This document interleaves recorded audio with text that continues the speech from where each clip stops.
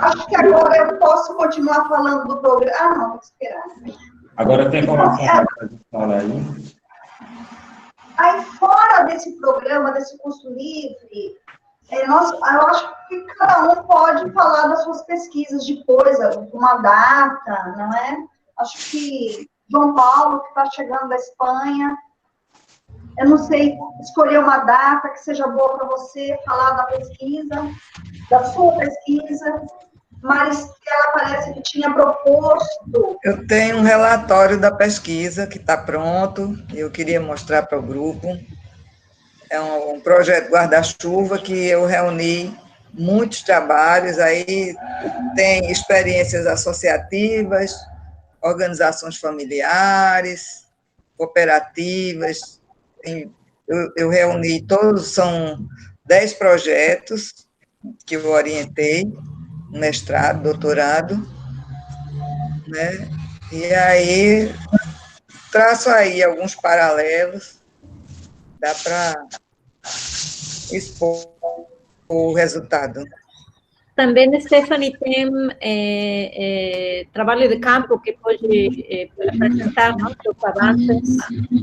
Então, para isso, então, nós pondríamos umas datas como um seminário interno, uma vez isso é por quanto tempo? De aqui até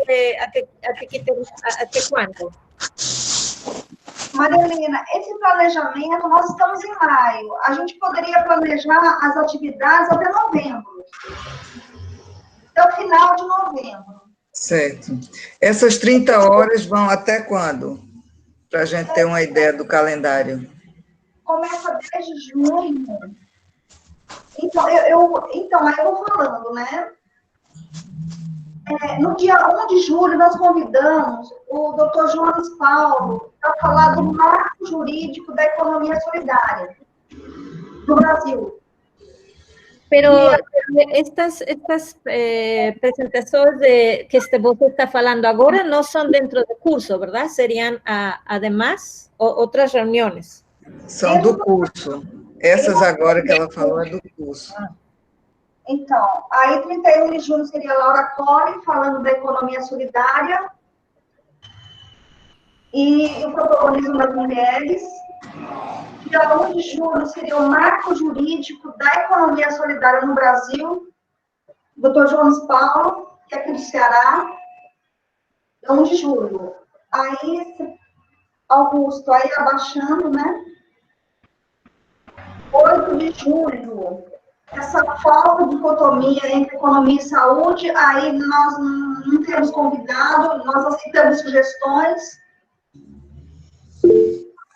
Aí eu lembrei do livro do Capitaloceno, Maria Helena. Capitaloceno. Dia 15 de julho seria o Cacique Natan, 15 de julho, falando dos arranjos produtivos, supostamente, né, baseados na solidariedade em comunidades vulneráveis. Esse termo vulneráveis, eu não sei se é adequado, mas eu coloquei aí aqui um pouco, né, no dia 8 de julho, no dia 15 de julho, 22 de julho, também continuaríamos com o mesmo tema, os arranjos produtivos. Aí, Maria Helena, se você puder trazer alguma coisa de México. Sim, eu já anotei 22 de julho, eu vou estar ali, se você quer anotar, como se chama? Augusto, de uma vez agregue ali meu nome. Maria Helena, né? Pessoal, dia 29 de julho, nós estamos tentando convidar a doutora Rosiane Meira, que é da Secretaria da Economia Solidária do Estado da Paraíba. Vamos ver se ela aceita. Porque Enquanto Maria Helena, tu pedisse para marcar? Para dia 22 de julho.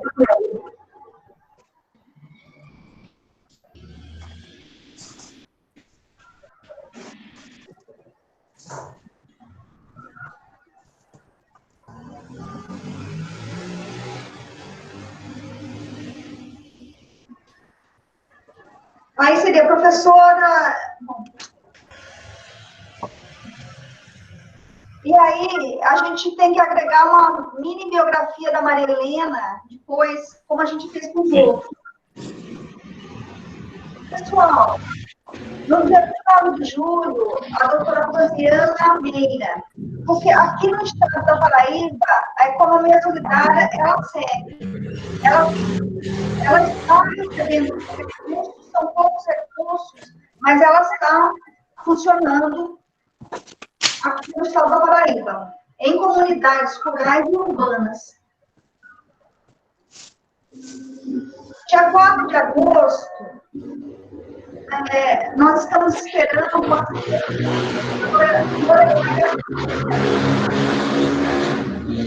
para falar sobre a sustentabilidade dos territórios e as políticas institucionais urgentes. Aí nós estamos esperando o aceite da doutora Lorelai Garcia.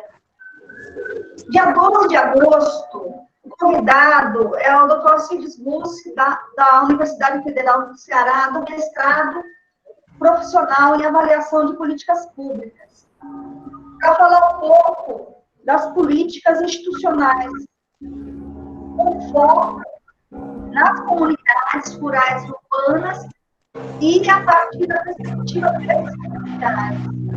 O mestrado em políticas públicas do Ceará tem, assim, um conjunto de estudos, não é? Quase 20 anos, trabalhando com políticas públicas da perspectiva das comunidades.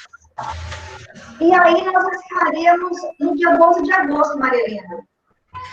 Estava achando, talvez, Maristela, se queres apresentar todos esses casos tão interessantes, você poderia fazer essa do 22 e eu poderia fazer no 8 de julho de Capitólio, junto com a Alicia.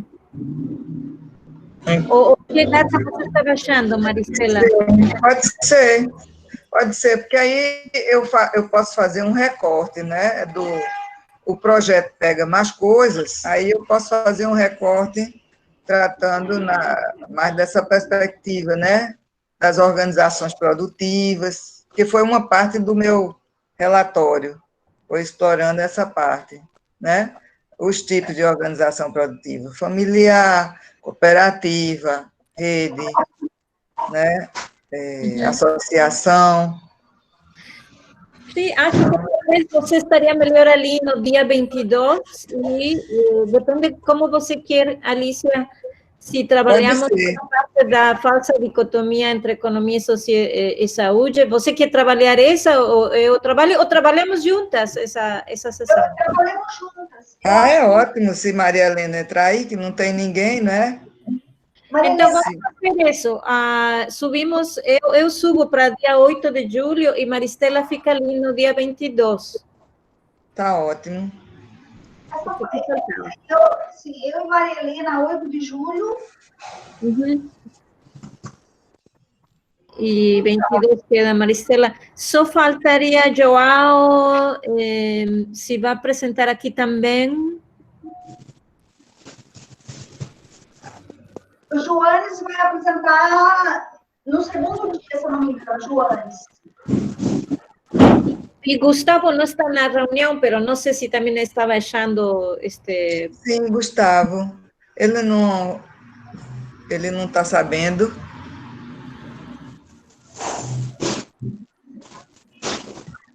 Bueno, aqui já temos convidados em todas as sessões, então não estou segura se... Temos convidados que ainda não convidamos. Não convidamos. Alguns aceitaram e outros nós estamos aí convidando ainda.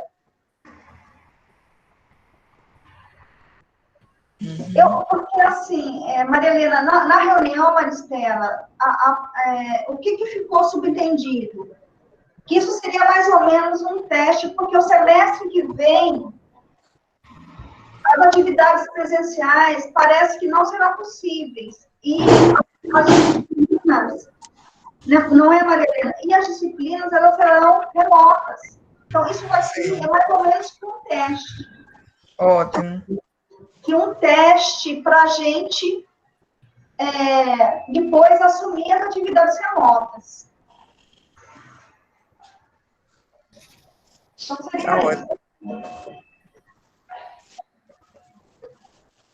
Aí, são 10 dias, como eu disse, é um teste. Agora, fora isso, o nosso grupo, a gente vai agendar palestras, né, seminários, para os integrantes apresentarem suas pesquisas. Como a Maria Helena falou, a Stephanie, João Paulo, o próprio Augusto apresentando o PGTA. Isso poderíamos fazer, então, marcar uma reunião, não sei, uma reunião mensual, e assim temos, digamos, temáticas administrativas que temos que discutir, e a apresentação de alguno dos integrantes de suas pesquisas. Y si es una reunión mensual, teríamos una cada mes até noviembre, y eso es parte de las actividades do grupo, ¿no? Excelente. Aí, eu poderia ser publicizada, eu acho. Eu não sei. Também poderia ser. Pode ser interno ou aberto, pero o que precisamos agora é decidir as datas. Por exemplo, todas las, não sei, las segundas-feiras, primeira segunda-feira, ou terceira segunda-feira, ou quarta-feira. Bueno, quarta-feira não, porque está o curso. Teria que ser... Eu acho que a sua ideia, Maria, a segunda-feira de todo mês, as primeiras segunda-feiras de todo mês, eu acho que seria bom. Toda segunda-feira, a primeira segunda-feira de cada mês, acho que seria bom. A última segunda-feira, porque agora estamos ao final de maio. É verdade. Daí para frente, a gente continua. ¿Le parece? ¿Segunda-feira está bien o prefieren terça? Segunda-feira eu acho que é bom, e seria a cada última segunda-feira. Última segunda-feira. A que hora? 2h30. 2h30, tá bom. Eu tenho um curso segundas-feiras, poderia ser terça? Sim. Pode. Terça, tá bom. A que hora diz? 2h30? Isso. Ok. Então, quedaria 30 de junho, 28 de julho. Híjole, esse dia 28 estou dando uma charla. Pero é a las 6h30. Não é problema, é 2h30, tá bom? 25 de agosto, 29 de setembro, 27 de outubro e novembro seria 24 de novembro. Uhum. É isso. Na ata da reunião, a gente lembrar essas datas. Esse calendário aí das reuniões. E aí, Maria Helena, seria para a apresentação das pesquisas. Seria isso. E reunião interna do grupo e seminário interno. Então, por exemplo, poderíamos ter uma primeira parte, não sei, meia hora para qualquer tipo de coisa que tenhamos que organizar, decidir alguma temática, e depois, não, a seguinte hora para apresentação e discussão dos trabalhos. E, por exemplo, o apresentador pode decidir se quer que seja público ou quer que seja interno. Por exemplo, se alguém apresenta seus avanços, não quer que seja público, mas podemos dar sugerências de maneira interna, e se quiser que nós leyéramos seu trabalho antes, nos manda antes, então damos comentários para que ajude, não, no trabalho dos estudantes do grupo. Isso é ótimo. Além disso, gente, nós não podemos esquecer que nós estamos na pesquisa do PGTA Potiguara. Nós estamos nessa pesquisa. Hoje, a gente vai, Augusto vai apresentar o questionário que nós fizemos. E nós estamos pensando em fazer um pré-teste, fazer um pré-teste com o Natan, para ver se o questionário funciona, e depois marcar reuniões remotas com os caciques, com as lideranças, com o pessoal da saúde, com o pessoal da escola. Tendo em vista que as reuniões presenciais, elas estão, eu acho que o segundo semestre vai ser impossível. Segundo semestre de 2020. Então, eu vi o questionário e eu acho que está um pouquinho longo. Acho que serão como várias conversas com os caciques e como tem que ser assim de longe, é mais bem como uma conversa, não? Para ir pegando a informação, pero vai querer várias conversas. A lo melhor temos que dividir, não? Diferentes pessoas com diferentes caciques e manter, não? As ligações, porque não sei não sei saber se o cacique Natan ainda está aqui conosco, pero assim aqui está. Como você acha, Natan, poderemos entrevistar, falar com alguns dos caciques? Já tínhamos falado para fazer suas biografias, mas este é para informação sobre suas aldeias, que se poderia combinar, se poderia não separar, não sei como ver. Maria Helena, acho que Augusto poderia apresentar o questionário, aí o Natan pode opinar melhor. Augusto, apresenta o questionário, por favor. Aí, ele ficou longo, o questionário está longo. Só que eu acho que nós necessitamos de todas essas informações para fazer um bom trabalho. Para fazer um bom trabalho e daí sair o PGTA. Ele ficou, acho que demora 1 hora e meia.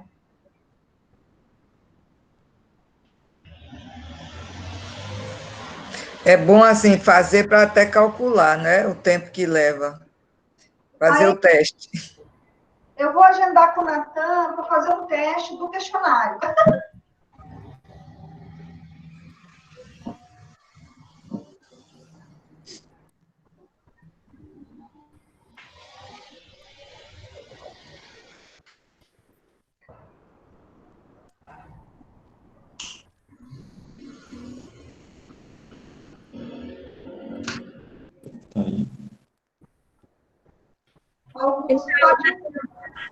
Pode apresentar o questionário. Então, aqui já começa com o nome, e aí a gente estava se perguntando se poderia disponibilizar o nome da liderança indígena, e aí a gente achou melhor deixar como essa informação como confidencial, porque esses tempos com esse governo está um pouco estranho, aí a gente deixaria o nome somente para usar no grupo, e aí se a gente fosse publicizar esses dados, a gente não colocaria o nome das lideranças indígenas. O que é que vocês acham? Eu acho que dentro da ética, da pesquisa, né? Essas coisas, então, em geral, se recomenda não publicizar, né? O nome dos entrevistados, dos pesquisados. Então, se criar algum código, alguma coisa para identificar, né? Não misturar os entrevistados. É pensar o que é que usa, né? Alguma coisa da aldeia, uma inicial, sei lá, alguma coisa assim, pensar depois. Que eu acho que o recomendável é não ter, sabe? Tá. Na hora da publicação, né, que eu acho que isso é um outro momento, que é o momento que vai montar todo o material e fazer a publicação do livro desse PGTA, aí é um outro momento, né? Mas, para agora, para esse momento de coletar os dados, né, talvez não precise. Aí, Natan, qual a sua opinião a respeito disso? Boa tarde, né, a todos. Eu estou aqui acompanhando, sim, as nossas discussões e o desenrolar, né, do projeto. E agora, falando diretamente das entrevistas e da continuidade do projeto do PGTA relacionado, eu acredito que a biografia das lideranças no meu ponto de vista, eu não vejo necessidade de omitir o contato, a aldeia. Quanto a isso, eu acredito que eu não vejo problema. Mas, pelo menos, eu não tenho problema. Mas eu acho que é importante, para os nomes que eu passar, baseado na primeira experiência comigo, e para outros caciques que irão participar, vocês consultarem ele, porque até eu não tenho autonomia para decidir isso só, né? Mas eu mesmo não teria objeção em já começar construindo, informando a minha aldeia, informando meus dados. Eu acho que a gente é a resistência, e se somos a resistência, a gente precisa assumir esse nome de resistência e buscar toda a força necessária, inclusive as forças espirituais e as forças dos ancestrais, para que nós possamos realmente ser a resistência para hoje e para as futuras gerações. Eu tenho uma pergunta, bueno, porque acho que esses dados são difíceis de pegar. Quando estamos ali em pessoa, mais difíceis pela distância. E talvez nós achávamos que estaríamos isolados um tempo e depois abriria e tudo, mas eu acho que isso vai para largo e não é conveniente ir para as comunidades agora que todo é uma incertidumbre, não? Então não poderíamos ter fatores de contaminação lá. Então, com a mesma situação extraordinária, minha pergunta é se nós, bueno, que nós estamos deixando sacar, porque quando íamos para lá, pegávamos os mapas, não? Os mapas que eles faziam em grupos, se faziam taller, etc. E havíamos agendado algumas oficinas, já com datas, com algumas comunidades, mas isso já não vai poder ser, vai ser mais bem falas com alguns, possivelmente os caciques, ou também, talvez, algumas outras pessoas, mas vai ser muito reduzido. Então, duas opções, manter e tratar de conectar com os caciques que nós falamos naquela reunião que tivemos lá, que era Estivabela, Bento, São Francisco e Laranjeiras, porque com elas sí falamos, elas nos conheceram e poderíamos falar, dar seguimento pelo telefone, não? As outras que estão no projeto, que é Cumurupi, Santa Rita, Forte, Alto de Tambaya, temos aqui nosso colega. Esses ali perguntaria para Natan, o que você acha?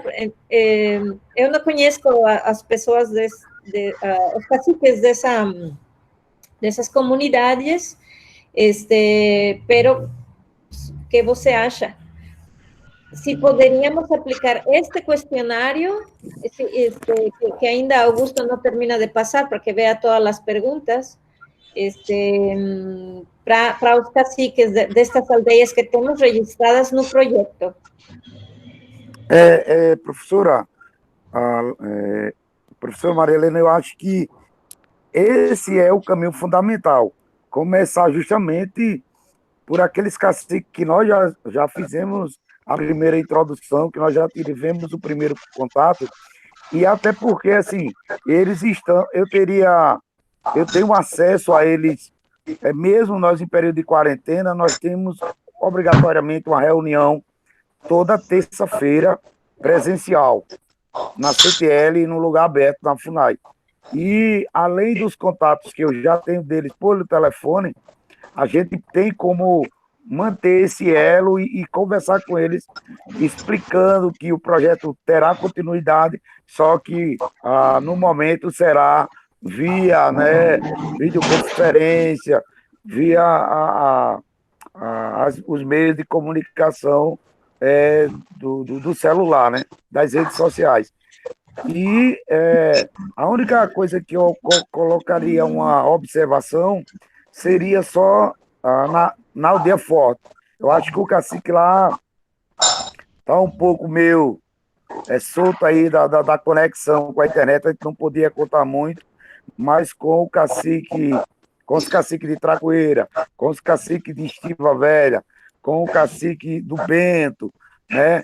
Com o cacique de Coqueirinho, com os outros caciques, com certeza a gente já pode iniciar esse trabalho, eu tenho certeza disso, até porque a gente já fez uma fala e é um momento até deles dividirem um pouco da história, de complementar dentro desse contexto que nós vivemos na atualidade.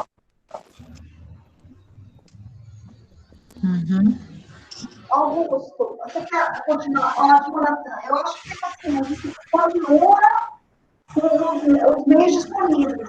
A gente agenda tudo. Augusto, você continua. Né?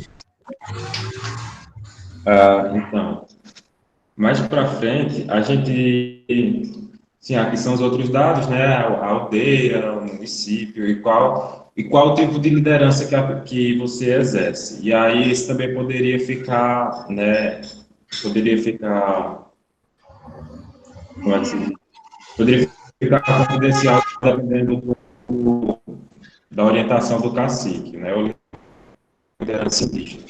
E aí, no questionário, a gente dividiu em 5 ou 6 perfis, né, de Eu não dados. entendi, Augusto, eu não entendi essa pergunta. Qual o tipo de liderança? Se foi escolhido que todos seriam os caciques. Então, é porque em algumas perguntas a gente estava vendo, por exemplo, tem umas que era melhor fazer para alguém que trabalha na escola, nas aldeias, entendeu? Entendi. Aí não seria cacique, aí a gente deixou assim.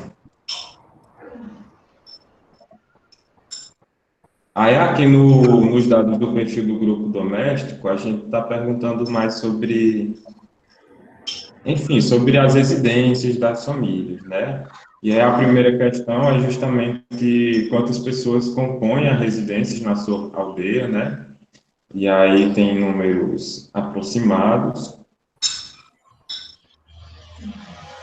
E se vocês acharem que precisa fazer alguma alteração, vocês avisam que eu faço na íntegra, tá certo? No segundo tem quantas são famílias aldeadas, depois a população aldeada aproximadamente. Augusto, deixa eu só Oi. fazer uma intervenção aqui rápido. Essa pergunta quanto à população, quantas famílias da aldeia,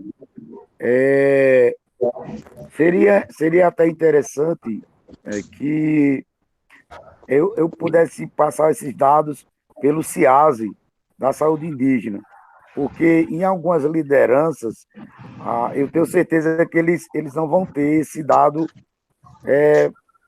tão aproximado como o controle que o CIASE tem dentro das aldeias. Vamos supor, se você dissesse, cacique, Natan, quantas famílias você tem na sua aldeia? Eu posso dizer que tenho aproximadamente 250 famílias, 270, mas com exatidão, pelo CIASE da saúde, eu tenho 280 famílias. Tu tá entendendo? Então, não sei como seria, se seria legal. Acho que é importante a pergunta permanecer para que a liderança possa, você ter ideia de como a liderança vê a quantidade de família, mas com exatidão eu poderia ajudar passando esses dados oficialmente depois. É só isso que eu queria contribuir. Ótimo, ótimo. Eu acho ótimo. Eu acho, inclusive, Natan, que você deveria ser um coautor aí, um integrante dessa equipe, pela sua experiência, né? Sem dúvida. Não é? Certo, certo. Até para contribuir a chegar nesses dados, que o cacique não tem obrigação de saber, né? Qual é a composição das famílias, cada uma que está ali, né? Porque está crescendo muito, são muitas casas no entorno, fica difícil de conseguir o dado, né? Mas que é importante para o mapa, né? Eu vou tentar cadastrar o Natan, vou ver se eu consigo cadastrar o Natan, e eu e o Natan nós estamos juntos no artigo. No artigo para o dossiê. E nós ainda temos a resposta se foi aceito ou não. Mas nós estamos, então, e vou tentar cadastrar o Natan no Cobex, vou ver se é possível cadastrar. Tá. Dando seguimento aqui, tem aqui qual a proporção, no caso, qual o número de indígenas e não indígenas aproximadamente, né? Tudo isso é aproximadamente, porque aí, se o cacique não tiver um número exato de cabeça, né, a gente quer pelo menos ter uma ideia do perfil da aldeia. Aí... Boa informação, né? Isso. Qual a faixa etária predominante, né, na aldeia? Né, tem as faixas aí de 0 até 60 anos. Qual a quantidade de homens e mulheres na aldeia, aproximadamente? Quantos indígenas estão cursando? Então, por exemplo, esse dado aqui, quantos estudantes indígenas estão cursando o ensino superior? A gente não sabe se o cacique vai ter ideia, né? Então, a gente poderia deixar essa pergunta para fazer alguma liderança que trabalha nas escolas. Pronto. Deixa eu dar outra contribuição. Existe a Associação dos Universitários Indígenas. Então, com certeza, a gente vai ter esses dados aí próximo, bem aproximadamente, dos universitários da Universidade Federal, e a gente poderia justamente trabalhar também um pouco, porque existem vários indígenas que hoje buscam a formação nas instituições particulares, né? Aí eu acho que as escolas seriam fundamentais para a gente pontuar esses estudantes que a maioria está estudando hoje nas universidades particulares, e pela AUP a gente teria os indígenas que adentraram a universidade pelo Enem. Sim, e pelas cotas, se usaram, se não usaram. Eu acho que é um dado legal. Ótimo, legal, muito bom. A questão é porque as mulheres nas aldeias, elas, cada vez mais, elas são protagonistas, não é, Natan? As mulheres. Então, a sexta questão, por isso que essa pergunta, homens, mulheres, porque nós temos observado um protagonismo muito alto das mulheres. E com o advento das motos nas aldeias, esse protagonismo ele é muito maior. As mulheres, as motos, os empreendimentos, então, essa sexta vou ter uma ideia um pouco, né? Sim, com certeza, professora Alice. Aí aqui depois tem qual o grau médio de escolaridade da população, isso aí seria outro dado para ser coletado na escola, talvez, né? E aí vai até o ensino superior completo. Aí no segundo perfil a gente tem um perfil socioeconômico, né? Augusto, deixa eu só outra contribuição. Desculpa aí. Nós temos também a AUPIP, que é a Associação dos Professores Indígenas Potiguara, que a gente poderia também ter uns dados aí justamente desse nível de analfabetismo, de quantos cursos, essa parte aí. Acho que eles também podem ajudar. Não sei o que é que você acha. Ah, eu acho ótimo. Acho ótimo, porque se você colaborar, Natan, para levantar esses dados, o questionário pode ser menos carregado, né? O cacique, ele não vai ter essa informação, ele vai informar bem aleatório, quer dizer, né? Uma estimativa muito solta, né? E assim não, você tem um dado real, né? Isso Das mesmo. associações. E eu acho que todos esses dados que agora a Natan nos está indicando, que podemos pegar desde outras fontes, já marquemos no questionário, porque é muito longo, então essas perguntas os obviamos, vamos para as perguntas que não temos os dados. É. Deixar a pergunta ali, pero marcarla, não sei, com um color ou algo assim, que temos que encontrarla de uma fonte específica. Pronto, ótimo. Aí no segundo perfil, no perfil socioeconômico, temos... Augusto, só um pouquinho. Organização dos professores indígenas. Associação não, organização. Desculpa. Pessoal, no segundo perfil, a gente já entra no foco do nosso PGTA. No segundo perfil, que é o perfil socioeconômico. O primeiro perfil é para a gente ter uma ideia do perfil da aldeia, o primeiro perfil. O segundo, ele já entra no foco do PGTA. Exato. E aí a gente pergunta... Aí, no caso, nessa pergunta aí, e quais as atividades econômicas da aldeia, aí é o cacique. Essa é fundamental, essa vai bater diretamente nele, mas também a gente pode ajudar, porque ela está mais ligada à agricultura, à piscicultura e na que são as atividades tradicionais, mas aí vai entrar muito a monocultura da cana-de-açúcar, né? A gente vai notar aí, e algumas pessoas que são funcionários municipais e estaduais, que são os prestadores de serviço da educação, são essa pessoa que trabalha nessa área aí.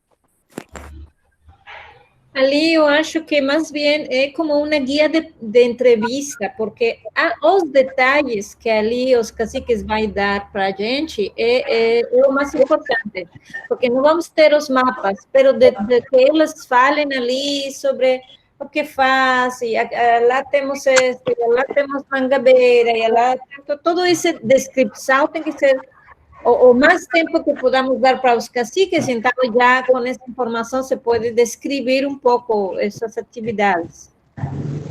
Eu acho que ajudaria se colocasse algumas, turismo, se tem turismo, né? Agricultura, adiantar algumas, para propor aqui algumas e outros que eles possam acrescentar. Eu acho que Natan ajuda informando assim quais as que vão aparecer mais, né? Como a cana-de-açúcar, né? Essas que ele mencionou aí já podia estar aí para fazer uma marcaçãozinha. Lembrando que a gente vai pedir permissão para gravar a entrevista.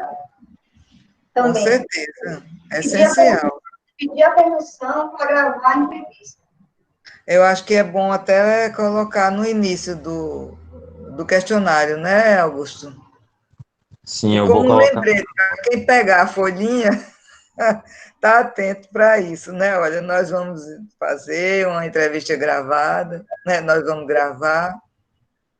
É isso. E assim, também, eu acho que a experiência comigo de fazer o questionário vai ser interessante para a gente mapear aí um pouco, nortear um pouco do tempo, justamente porque eu preciso passar para eles, já preparando, ó, a entrevista tem em torno de 30 minutos, 20 minutos, 15 minutos. Acho que isso é bem legal para alguns. Comigo não, que eu já estou acostumado a gente ir, né, nessas lives e nesses encontros, mas para aqueles caciques que têm muitas obrigações mais relacionadas internamente da aldeia ou da agricultura, é muito importante ele já estar ciente assim, do tempo que vai ser usado nessa entrevista.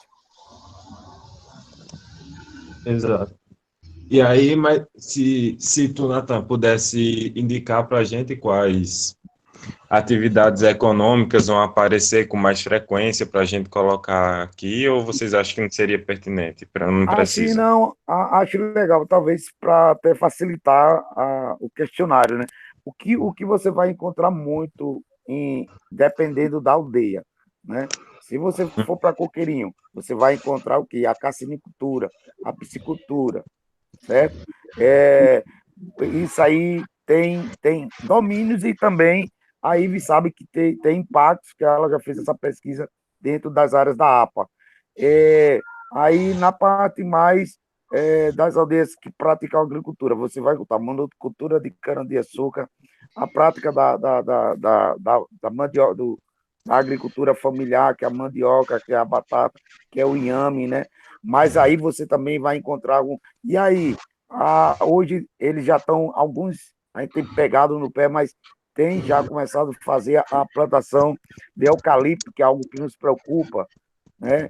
Então, assim, tem algumas coisas assim que hoje o artesanato, qual uma das preocupações minha, né, especificamente como cacique, é porque a visão capitalista dentro do município e dentro das terras indígenas chegou como o turismo. Só que qual a estrutura desse turismo? É um turismo sustentável? Como é que a gente está vendo esse turismo dentro das terras indígenas? Ou como isso pode impactar os povos indígenas? Então, acho que isso são perguntas que é importante, porque nós já estamos sentindo os impactos. Não, porque a pandemia chegou, então tudo parou. Mas a gente já tinha um grande número de pessoas elevadas dentro do Rio do Gozo, nas praias, no percurso. Está entendendo? Então, acho que isso são perguntas que seriam interessantes. Uhum. Esse eucalipto é para o artesanato que eles plantam? Não, esse eucalipto como tipo de monocultura também. Produzir ele e vender aí para os compradores. Não seria para. Tá entendendo?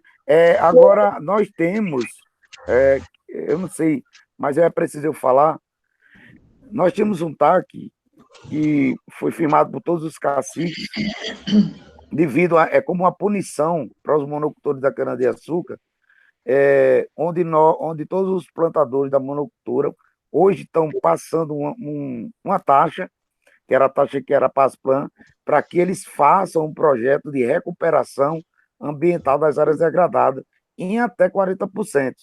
E foi muito discutido, porque parece que por lei é até 20%, mas posteriormente isso ficou agora na Associação dos Plantadores de Cana-de-Açúcar, mas eu acredito que a gente, com a Associação dos Caciques, vai retomar isso, porque não há interesse nenhum, até hoje não se montou projeto de recuperação e o dinheiro está entrando lá na conta. Então, mas isso é algo que a gente também pode ser provocado pelos caciques, sim. As aldeias onde tem essa cana-de-açúcar, eles têm participação nas plans? Todos eles têm, e foi justamente uma das propostas dos plantadores que pediram que, em vez de fornecer esse desconto que as plants tiravam para as plants, fosse para uma conta neutra, para que fosse usado em benefício da recuperação das áreas degradadas, que foi chamado de PRAD, né? Sim. Uhum. O questionário tem uma questão sobre esse PRAD, viu, Natan? Ok, professora. Ok. Muito bom. Já tem. Certo. Mais para frente no perfil territorial vai aparecer mais essas questões. A décima, Augusto. Hã? A décima questão. A 10ª pergunta justamente a ordem de importância, né, de cada atividade econômica, que foi citado na questão anterior. Depois tem na 11ª, qual a renda média das residências das famílias. Quais são as fontes de renda das famílias, né? E aí, na 13ª tem quais as políticas públicas que a aldeia acessa, né, atividades do governo, e aí nas esferas municipal, estadual e federal. E aí a gente colocou como exemplo Bolsa Família, o benefício de prestação continuada, o auxílio emergencial, né, que é novo. Que é de agora, Exatamente. Justamente para saber também como é que está o acesso deles em relação a esse auxílio emergencial, né, que está tendo muito problema. Logo, aí na 14ª, se a aldeia possui alguma associação, organização cooperativa. Então, a gente estava pesquisando associações e organizações, e a gente encontrou num TCC essas organizações indígenas, e aí a gente achou que podia perguntar se alguma delas atuam na aldeia. O que é que tu acha, Natan? Tipo, alguma delas atuam, elas têm algum impacto, ou não vale a pena perguntar? Não, é interessante. Pronto, aqui você já tem a organização indígena essa OIP era a Organização Indígena Potiguara. Ela já foi uma organização muito forte, infelizmente, eu acho que eu conversei isso já com a professora Alice ou com alguns, devido a políticas internas, essa associação queimou-se, mas ela ainda chegou a construir várias casas dos projetos sociais, né? Eu acho que talvez em torno de quase 250 casas em substituição às casas de taipa. A OPIP foi aquela que eu citei, que é a Organização dos Professores, que essa está atuante, né? Tá a APOIME. Eu sou um dos representantes da micro-região Apoime da Paraíba. O titular é o Cacique Sandro, a outra titular é Cal, e eu sou o segundo representante de Sandro. Inclusive, a Apoime ela teve num estado bem difícil também, mas a nova direção conseguiu levantar o nome, pagar os débitos, e essa articulação ela é fundamental, porque ela foi criada justamente para fomentar as políticas públicas da reafirmação dos territórios e fortalecer as lutas das retomadas, né? E recentemente eu estou à frente aqui da micro-região, porque Sandro está em isolamento e também Cal, e a APOEM vai nos ajudar aí com a compra de cestas básicas aí no valor de R$10.000 para as comunidades vulneráveis, né? Então, assim, é o primeiro, na verdade, é uma organização antiga, que teve um pouco apagada, mas que agora vem buscando, inclusive, professora Alice, eu acho que, não sei se foi com você que eu falei com a professora Maria Helena, sobre uns recursos que é voltado justamente para a troca de saber entre Potiguar e Tabajara, encontro das mulheres, e tudo isso foi parado, né, devido à pandemia, mas, inclusive, está sendo bancado pela Noruega, pela uma organização da Noruega. É importante. E tem também a sua associação. Tem a Associação dos Caciques? Isso, a Associação dos Caciques, eu iria citar também, foi criada recentemente, foi uma sugestão minha, foi um desafio grande, eu sou o vice-presidente da associação, ela já foi criado o CNPJ, estamos só aguardando aí, porque devido à quarentena nós temos tido dificuldade, mas estamos indo em busca de fortalecer essa associação e, quem sabe, até gerenciar esse recurso no futuro, da punição imposta aos plantadores de cana, porque eu acho que seria justo que fosse gerenciada pela liderança, pelos caciques indígenas, em prol da recuperação ambiental. E aí ainda a gente precisa da universidade, precisa dos parceiros. É isso aí. É isso. Aí, a 16ª, A 16ª? Trata no caso afirmativo, né, como essas associações, organizações ajudam no fortalecimento da cultura indígena potiguara, né, e aí pode falar, no caso, como cada um ajuda. O 3 é um perfil bem importante, né, que é o perfil fundiário, territorial e ambiental. E aí, na 17ª questão, a gente tenta levantar qual a extensão, né, do território da aldeia, né, aproximadamente, e então, se a aldeia está situada em uma APA, né, em uma área de preservação ambiental, ou em alguma unidade de conservação. E aí, então, qual a extensão de áreas preservadas na sua aldeia, né, e quais os recursos ecossistêmicos preservados na aldeia. Mais uma vez, se precisar fazer alguma alteração, vocês falam que eu faço, tá certo? Esses datos, Natan, essas perguntas não temos já de uma fonte?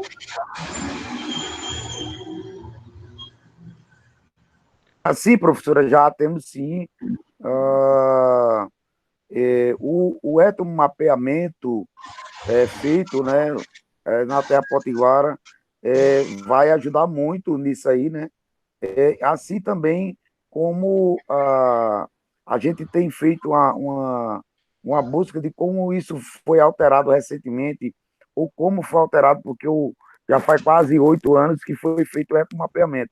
Mas nós temos esses dados aí, com certeza, e a fonte é a FUNAI, o Jamerson sabe disso, porque nós fizemos recentemente essa monitoração via satélite e estamos acompanhando de perto aí esses avanços ou aonde as áreas ainda continuam preservadas.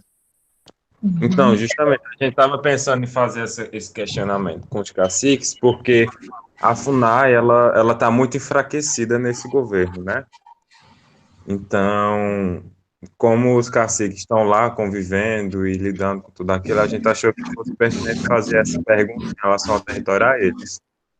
É que Não, só vamos a ter muito pouco tempo de acesso aos caciques, então toda a informação que já exista, talvez vamos partir dela se queremos atualizar ou não perguntar. Só vamos ter meia hora com cada cacique em cada chamada. Talvez logremos 2 chamadas com um cacique. Talvez se são muito...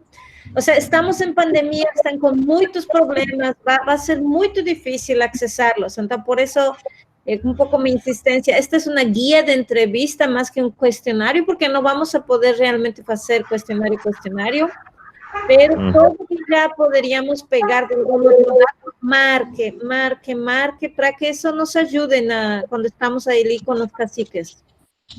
Professora, uma sugestão seria, há muitos caciques aqui, talvez não vão ter a resposta completa no questionário. Estou vendo aqui, já vai dizendo a pergunta, mas aí, o que ficasse em aberto, sugestão, a gente poderia, e que nós já temos dados, isso aí eu entraria como apoiador de fomentar de passar essas informações mais, vamos dizer, aproximadamente, jamais com dados oficiais. Outra coisa, assim, Gaúcho, realmente nós passamos um momento difícil, esse governo, não precisa nem falar, é um problema, mas a FUNAI, ainda bem que nós temos dentro da FUNAI, João Pessoa, eu diria assim, que indigenistas que amam a causa indígena, eu acho que abraçaram a causa indígena, mesmo depois que a gente perdeu essa coordenação e que a gente foi buscá-la, eu acho que eles vieram a todo vapor. Então, eles são parceiro nosso, pode acreditar, as informações e sem restrição. Eu acho que hoje a FUNAI é um grande parceiro dos povos indígenas na Paraíba, né? E isso, claro, isso deve-se à nossa garra, à nossa luta e à nossa cobrança e fiscalização em cima. Eu concordo com a Marilena, Augusto. Você falou tudo, né? Todas as indicações do Natan, porque a gente parte das informações que já existem e só pergunta aos que falam. Acho que para dar os 30, 40 minutos de entrevista. Exato. Tá. A FUNAI, ela tem dados sobre a área de cada aldeia? Ela tem Sim, isso? sim, sim. Inclusive, tanto a FUNAI como eu também. Eu Ó, tenho esses dados. Recentemente, eu até passei para a professora, acho que foi a Alicia, né? Na extensão, mas assim, por aldeia, as extensões por aldeia, na verdade, nós temos assim uma área imaginária, porque na realidade a terra é coletiva, né? Então, nós fazemos divisões de limites imaginários, né? Nós temos a extensão e a quilometragem, vamos supor, Rio Tinto, marcação e base de atração das TI, a gente tem, mas por aldeia em si,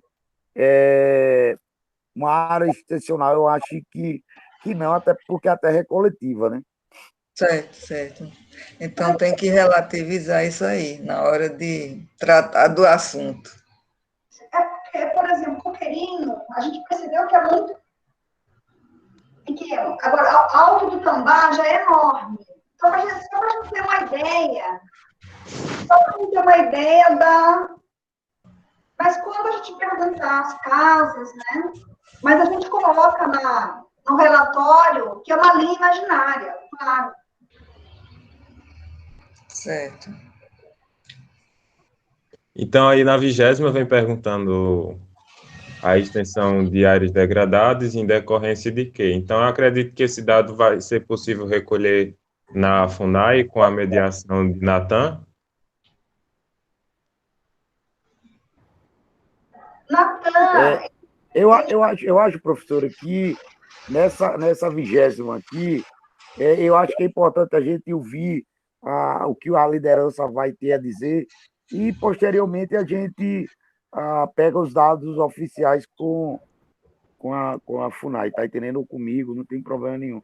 Mas eu acho que é o momento da liderança expor, né, a preocupação dele com as áreas e com o que é importante para ele dentro da aldeia.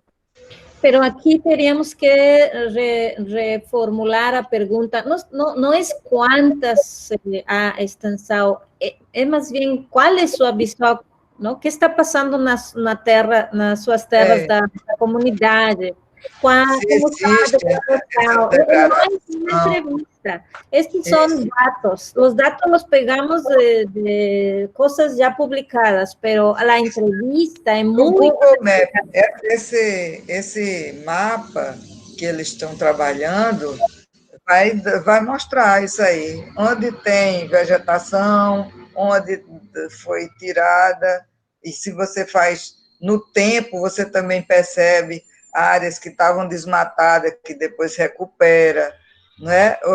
A melhor coisa para ver isso é o mapa, mas como ele diz, é muito importante perguntar se ele tem consciência de que áreas estão degradadas, né? Se tem área degradada na sua aldeia. Isso, e essa letra A da questão 20, em decorrência de que isso foi muito bom, essa pergunta bateu muito. Porque é o momento da liderança refletir sobre a aldeia. Então, é esse momento aqui que a 21ª já é as áreas recuperadas. Tem a ver com aquele projeto de áreas recuperadas que o Natan falou.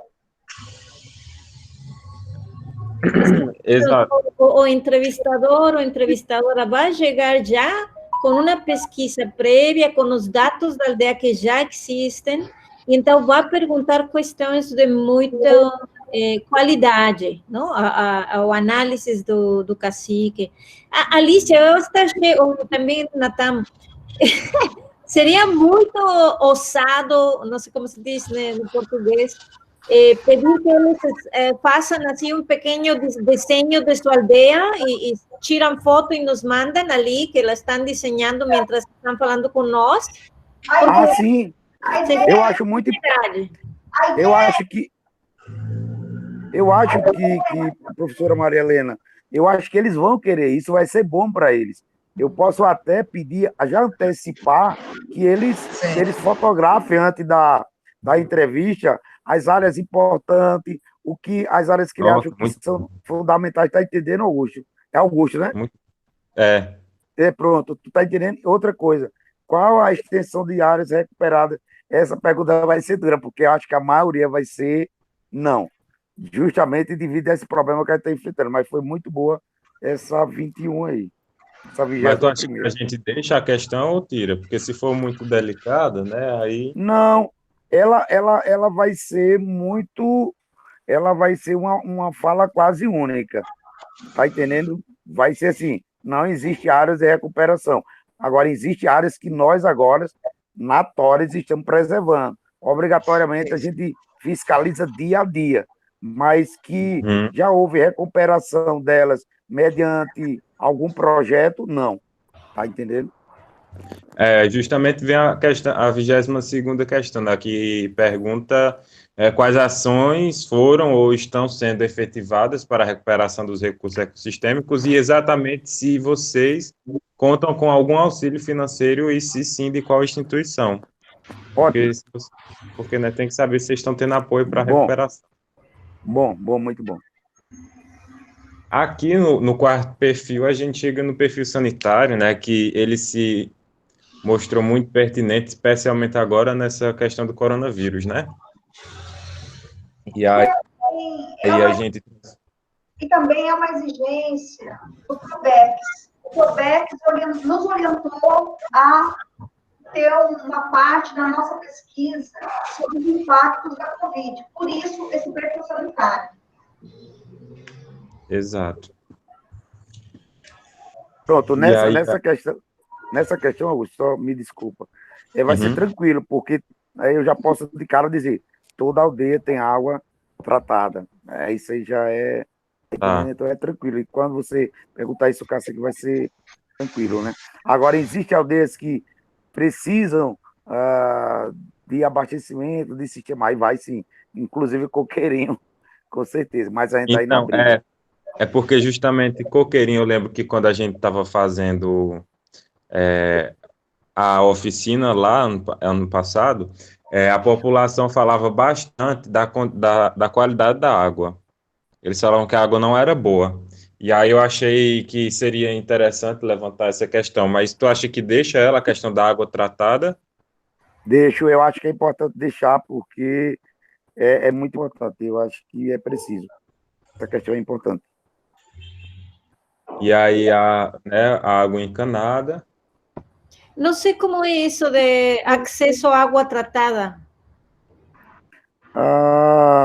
Professora, Ah, esse acesso à água tratada é assim, nós temos sistemas que foram feitos pela saúde indígena, pela Fundação, pela FUNASA na época, e esses poços, eles são dentro das aldeias e são canalizados, e existe profissionais da saúde indígena, que são os AISAN, chamado AISAN, que são as pessoas que são responsáveis por ligar as bombas, por colocar o cloramento, ver o nível de cloramento que está a água. E também existe uma pessoa, pelo menos existia, vai mudar agora de nome no DCEI, que é uma química que faz o monitoramento dessa água. Muito bom. ótimo, obrigada. E aí, na 25ª questão, no caso você tenha marcado parcialmente na questão anterior, que trata da água encanada, seria possível indicar a proporção, qual o número aproximado de casas com acesso à água encanada? Isso aí são todas tu tinha falado que são todas as casas que têm água encanada? Essa pergunta é pertinente, porque nesse questionário que você vai estar fazendo agora, a gente não tem ainda os sistemas dessas aldeias, inclusive de coqueirinho, né? Então é Uhum. importante demais que ela permaneça. Aí a 26ª, qual a frequência do abastecimento de água nas aldeias, né? Que vai desde não ter isso aqui eu preciso rever a questão, tá certo? Tá falando, as alternativas falam de lixo, mas a pergunta é sobre o abastecimento mesmo. Então, vai desde É, não ter abastecimento de água na aldeia até ter a coleta, o abastecimento de água todos os dias na semana. Essa pergunta também é interessante, esse questionário aí do 26. Assim, as aldeias têm água, é para ter água todos os dias. Uhum, Devido ao número e ao projeto que foi feito, que já está ultrapassado, então algumas aldeias vêm sofrendo com racionamento da água. Por quê? O sistema foi feito para abastecer 100 casas, mas hoje já são 200 ou 220. sim. As aldeias enfrentam esse problema e Coqueirinho, ela tem que ser abastecida até enquanto não se faz o sistema com água de outra aldeia levada pelo caminhão da CESAI numa caixa de 5.000 litros. Então, isso aí eu acho Uhum. que é muito bom, muito importante ficar. Então, na 27ª, né, de 1 a 5, a gente pergunta a qualidade da água consumida. Justamente lembrando da aldeia de Coqueirinho, que falavam que a qualidade de água lá não era muito boa. E na 28ª questão, a gente tem para onde vai o despejo de água residual, né, que é esgoto.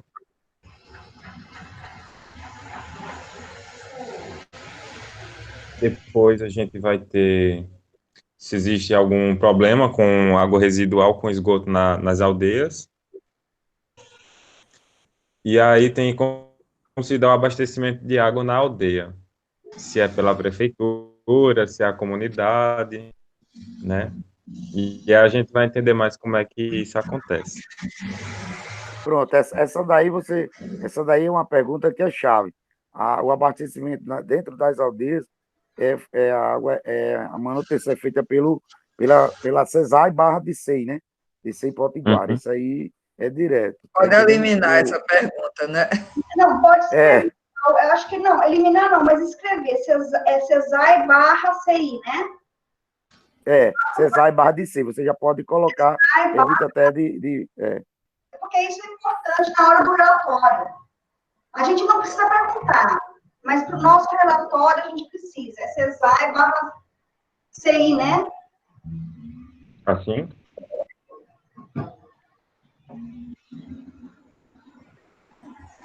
A 31ª, gente, é a indicação da universidade também, do Probex. Isso. Aí pergunta quais as ações que estão sendo realizadas na aldeia para o enfrentamento da Covid-19. Né? E aí, essa pergunta aí é peso. Porque, na realidade, assim, eu acho que vai ser em loco essa pergunta para as lideranças indígenas. Nós abraçamos esse enfrentamento. O povo potiguara teve, mais uma vez, que ser gigante e abraçar, porque senão a situação nossa estaria bem, bem pior.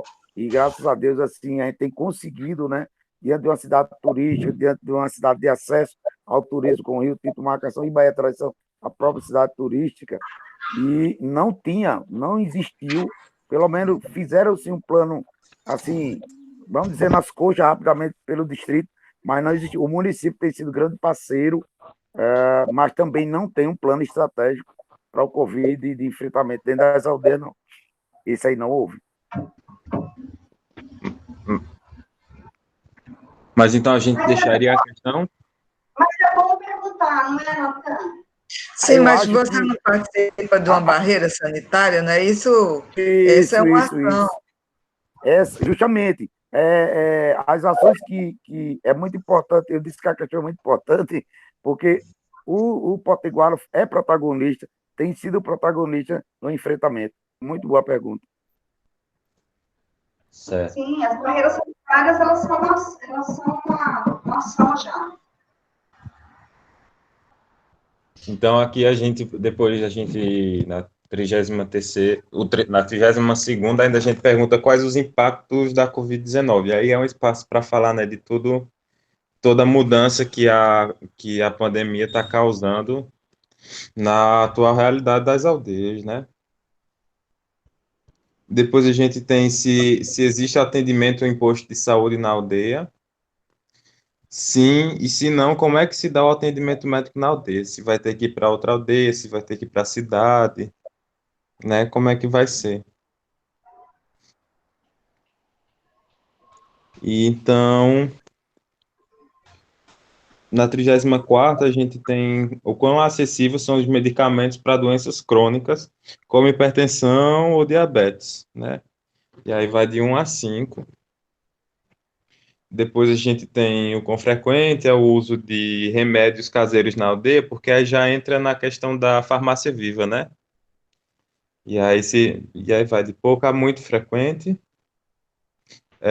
E aí sim, né, chega na questão do lixo. Como é que se dá a coleta do lixo, né? Se há e qual a Perguntaria aqui, frequência. Augusto. Augusto, eu fiquei, já que você trouxe a farmácia viva, eu fiquei tentado de saber aqui se eles fazem um plantio dessas ervas caseiras, né, Sim. para cura caseira. Se naquela aldeia tem alguém que se ocupa de ter um, um jardim, uma área para o plantio dessas plantas medicinais, né? Acho que era Então, interessante agregar nessa questão dos remédios caseiros. Acho muito bom. Foi muito boa aí a provocação. Não é? uhum, É porque essa coisa surgiu depois, né, da visita lá do professor da botânica, de sim. Reinaldo.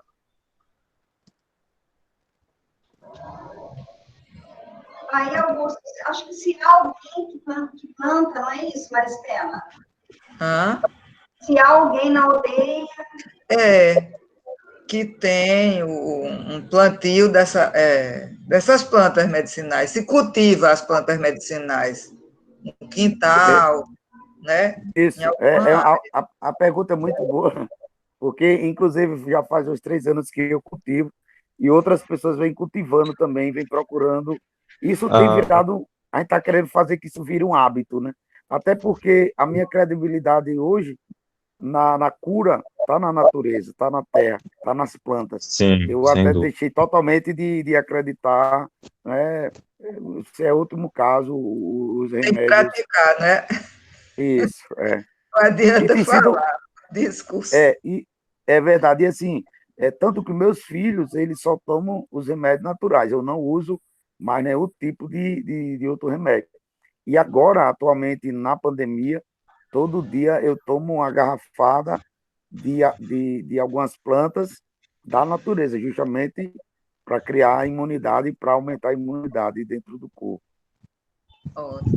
Outras pessoas lá também fazem, porque isso já seria parte de uma ação também contra a Covid, né? É, Se Exato.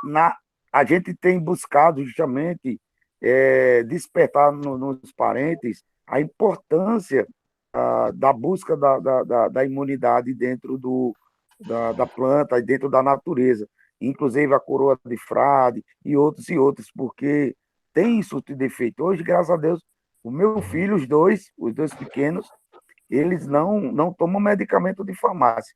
Se adoece, vai para a medicação tradicional da gente aqui, o lambedor feito lá, e também tem a ciência da cura, né? isso, ótimo, muito bom. e tem o professor Reinaldo, que tem esse projeto, pelo menos em vista, da farmácia viva também. Que ele disse para a gente incluir no nosso PGTA também. Muito bom, minha professora. Bom, Então, aqui, logo depois a gente pergunta, né, se tem, como é a frequência da coleta do lixo, e então qual o destino dos resíduos sólidos, né? E aí vai as opções que são vazadores, né, que são lixões, aterros sanitários e queimada, e então outro, né? Depois aqui a gente pergunta se essa pergunta aqui, eu acho que ela tem que estar localizada no começo. Ah, não, isso aqui é se há coleta seletiva de resíduos sólidos, né? é, gente faz essa coleta seletiva, desses materiais recicláveis. E aí depois a gente chega no perfil identitário, né? Identidade cultural. E aí na questão do número 41, a gente pergunta o que é ser potiguara no século XXI. É interessante, Augusto. Eu responderia para você. Essa é a resistência. Sobre isso, Nós somos a resistência. exatamente. Eu sempre falo sobre isso. E aí depois a gente vem, né, perguntando quais são os valores e princípios do povo potiguara. E então, o que seria né, que essa questão aparece bastante na tese de Ives, né, a gente estava falando isso, o que seria o bem viver potiguara, né, o que representa uma boa vida.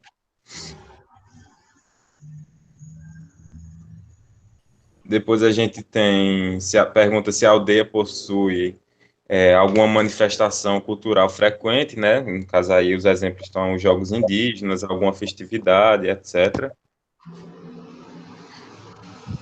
Depois a gente tem se há produção de artesanato, ou então algum lugar próprio para a exposição do artesanato. E aí se existe alguma forma de registro das memórias ou da história do povo potiguara. E caso exista, como se dá esse registro? Augusto, essa pergunta é peso, viu? É um desafio para a minha vida. E, assim, na minha visão mesmo, como educador e liderança indígena, eu acho que a gente precisa, é fundamental a gente buscar fazer essa memória e manter essa história viva. E eu acho que isso é uma pergunta que é preciso despertar, né? Porque eu tenho muito preocupado, essa memória é importante. E eu, às vezes, vejo a gente registrando algumas coisas, mas a gente poderia registrar, registrar realmente a memória viva da história do nosso povo. Exato. E é bom que essa questão... Trabalho, alguém já fez... A Tora é Forte faz alguma coisa nesse sentido? Associação? Não, não. Na verdade, por isso que eu disse que é o desafio. Eu acho que a provocação da busca por materializar a memória e a história potiguara ainda não tem se despertado ou acordado em muitos caciques, em muitos educadores, eu diria, no total como um todo. A Associação Torefone busca mais a sustentabilidade, o fortalecimento cultural, está entendendo? Isso tem sido muito forte dele, mas não algo para manter a história viva ou um acervo cultural da história viva do povo potiguara. Acho que é preciso isso. Uhum. A organização dos professores, por exemplo, não tem uma linha Não. como essa. Não. Então, A pergunta ajuda a pensar, né? ajuda a pensar, exatamente. Ela é mais uma provocação, né? Ela vale a pena estar aí para isso, né? Exato. Então, depois a gente tem aqui... Então, essa questão aí foi até um pouco complicado da gente formular, e aí Nathan, tu vê se está boa desse jeito ou se a gente reformula a pergunta de outra forma, que é justamente se a aldeia tem espaços para prática religiosa, e a gente colocou igreja, né, terreiros, centro espírita e afins.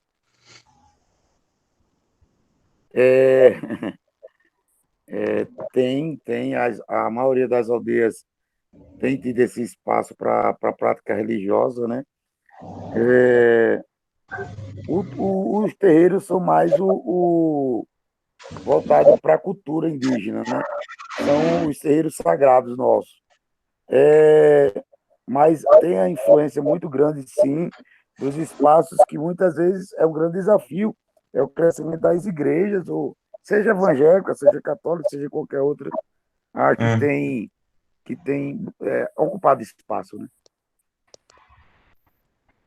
Certo. E aí depois a gente tem em quais espaços, né, acontece a realização do Toré. Aí essa questão foi levantada por Bismarck. E então acaba, né, depois de muito tempo. Fecha-se com o Toré. Está bem fechado, não está?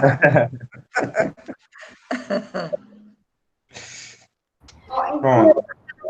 Augusto, Maria Helena, vai falar, tem alguma coisa, Maria Helena? Eu acho que, bueno, muito obrigada, Natam. Eu acho que esse exercício poderia, para nós também um teste de como poderíamos fazer as entrevistas com os caciques. Eu acho que poderia ser assim, coletivo, 2 ou 3 pessoas, não tantas para que não se sintam muito, não? Quem são estas pessoas? Sobre todo aqueles que estivemos nas reuniões, que eles nos conhecem.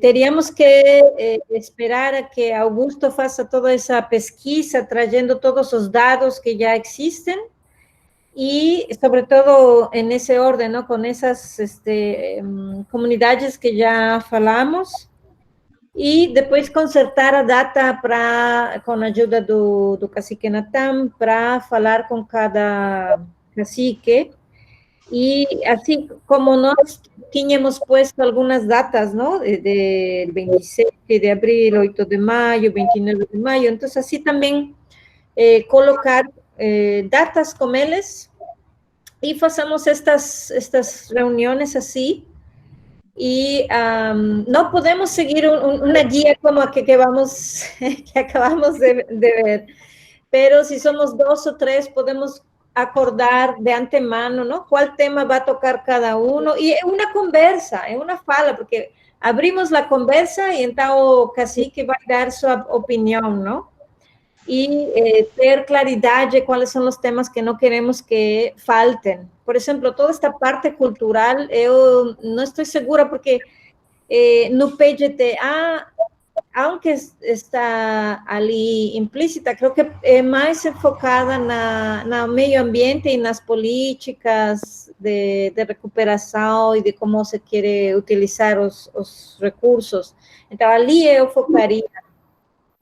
E se nos dá uma segunda data, uma segunda entrevista, que sempre pediremos, ¿verdad? Pero talvez nos dá, talvez não.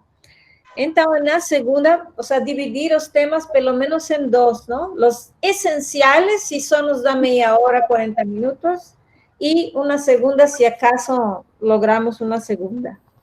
E, pero depois de que Augusto, a equipe, não? Juntando todos esses dados, e já temos os dados por aldeia. E talvez, Natam, poderíamos agendar uma data com você para... basicamente, eu estou contestando agora muitas das perguntas, não? Só faltam detalhes específicos de sua aldeia, não? Da Alto do Tamanho. Claro, professora. Primeiro, eu queria dizer da satisfação imensa que eu tenho, pelo menos aqui de longe, ver você, né? Ver a professora Alice e outros aí. Eu acho que isso é importante, mesmo que nós estamos aqui pelo aparelho, mas fortalece e nos reanima, nos revigora. Mas eu estou à disposição, pode marcar o dia que Cacique vai estar em QAP. Muito bom. A gente encerra essa parte e pede para os outros participantes que estão aqui se apresentarem e falarem das suas pesquisas. Tem João Paulo, tem Tiago, tem Stephanie, e tem Augusto já falou muito da pesquisa, que é o PGTA, a gente já ouviu muito. Então, eu acho que a gente pode pedir para João Paulo, Tiago, que está aqui, e Stephanie, falar um pouco das pesquisas. Como vocês estão neste momento. Ou seja, que eles pongan a data que eles vão falar de suas pesquisas, não? Porque já estamos fazendo essas reuniões para dar para eles o tempo suficiente para que falem. Só se podem dizer, não, suas pesquisas, o tema e a data que prefeririam. Eu acho Bem, eu acho legal e importante que o debate das pesquisas seja incorporado alguma temática, um dia de uma temática, e nessa temática, nessas discussões, depois acabar incorporando a pesquisa. A minha pesquisa, ela fala sobre, puxo a dádiva. João Paulo, se apresenta. Não sei. João Paulo. Eu achava que todos já me conheciam, na verdade, então acabei não me apresentando. Maria Helena, não sei se já me conhece, não sei se lembra, mas enfim, Maricela, todos. Bem, eu sou João Paulo, sou estudante de doutorado do PPGA em Cotutela, com a Autônoma de Madrid, sou estudante da Autônoma de Madrid também. Eu realizei um tempo de atividade de pesquisa aqui, junto ao PPGA, com Maristela e Alessia, e retornei agora recentemente para a Espanha. Chegando na Espanha, ia começar com as atividades de lá, com o meu orientador e com o programa, quando essa nova situação cancelaram todas as atividades presenciais e, a partir desse momento, lá, da mesma forma que aqui está acontecendo dessa forma, online. Então, devido a todo o contexto envolvido, eu tive a liberação do meu orientador de lá e do programa de lá, de voltar para o Brasil, porque esse resto de ano, até o início do ano que vem, acredita-se que as atividades acadêmicas vão continuar assim. Enfim. Sobre a questão da minha pesquisa, na minha pesquisa, eu incorporo essa noção, esse conceito de dádiva, trago e faço uma discussão com ela, puxando para a cidadania e para políticas públicas. Enfim, e outras temáticas. Ela não se direciona a essa contextualização, pois dessa pesquisa que estavam sendo discutida aqui, com a temática indígena, enfim. Minha pesquisa de campo, ela se deu no âmbito da saúde, então, não sei se ela poderia incorporar essas discussões sobre a minha pesquisa nesse dia que vai se discutir essa temática sobre saúde e políticas públicas, porque é justamente mais ou menos aí que eu estou. Ótimo. Seria saúde e economia, João Paulo? Isso, porque na verdade eu puxo toda essa temática da saúde, de dados, da economia, todas essas questões, e eu discuto a questão de políticas públicas também. Enfim, leva por um caminho complicado. Seria no nosso dia, Maria Helena? Ou outro dia? Eu acho que ele tem suficientes dados para ter uma, como se diz? Uma aula sozinho, por exemplo, das políticas públicas abaixo, que você está mais imerso nisso, para quase ao final.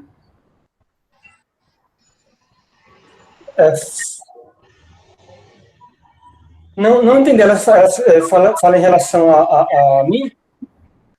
Uhum. Eu não entendi.